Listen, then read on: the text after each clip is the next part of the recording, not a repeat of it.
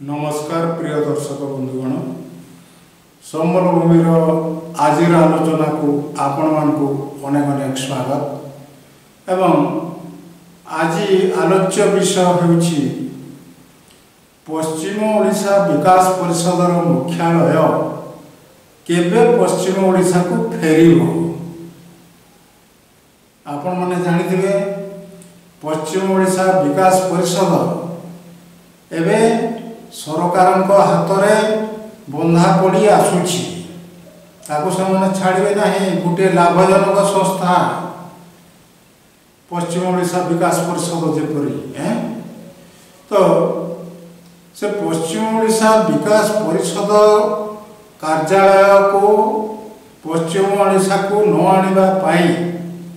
कि स्वार्थ रही सरकार मानकर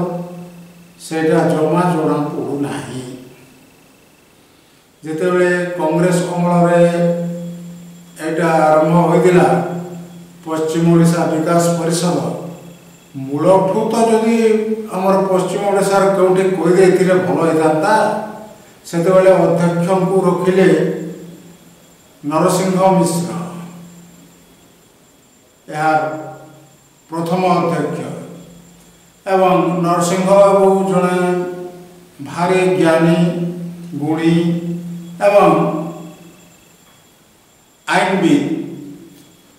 विषय बेस्ट जन से आईन मंत्री भी थिले जनता सरकार अमल एमती सरकार पर सरकार बदली चली किंतु पश्चिम ओडिशा विकास परिषद तार मूल स्थान को फेरी पारु नहीं कहीं एक कथा कहला बेला को निजको टिके संकोच बोध हेबा को पड़ुची कारण यही मुख्य दाबी गुड़ाक कौन सी राजनैतिक दल उठाइले नाही ए निर्वाचन रे तेबे सेटा जो मुख्य कार्यालय पश्चिम ओडिशा विकास परिषद सेटा भुवनेश्वर कहीं रही तो अन्य अंचल लोके जीवे ना से कार्यालय को सेटा हमर पश्चिम ओडिशा लोकों उद्दिष्ट तो से पश्चिम ओडिशा कौन से एक अंचल आम कहू ना कौन सी जगह कथा जेकोसी स्थान रे तार स्थापित होता सारा पश्चिम ओडिशा लोके उपकृत होते। वर्तमान स्थिति रे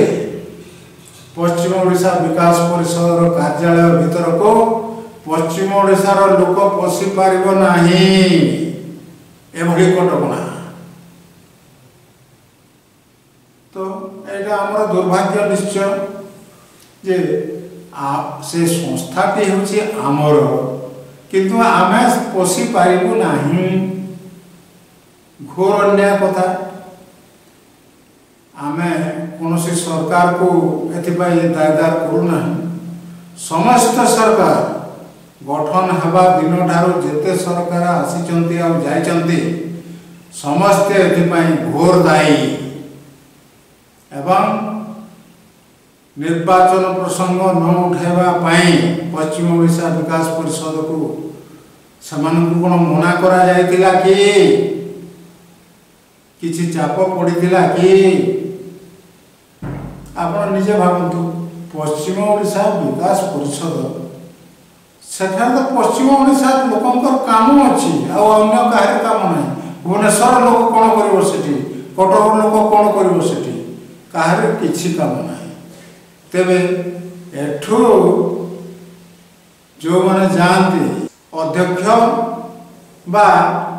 सीओ को कहा भी समय देखा कर पारते नहीं एपरिकी एक्सपर्ट मेंबर थरे जाइए अध्यक्ष को भेटा जमा भेटी पारे ना एपरी चलती आम पश्चिम ओडिशा आज अवहेलित आमे निजे निजको अवहेला करुछु केतक अधिकारी अछंती दायित्व रे पश्चिम ओडिशा विभिन्न विभाग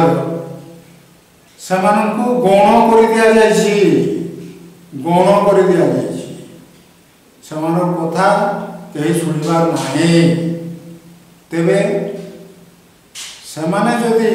ନିଜ ଅଞ୍ଚଳର କିଛି କାମ ନ କରିବେ ତେବେ କାହାକୁ କହିବା? କପାଳରେ ସିନା କର ମାରିବା,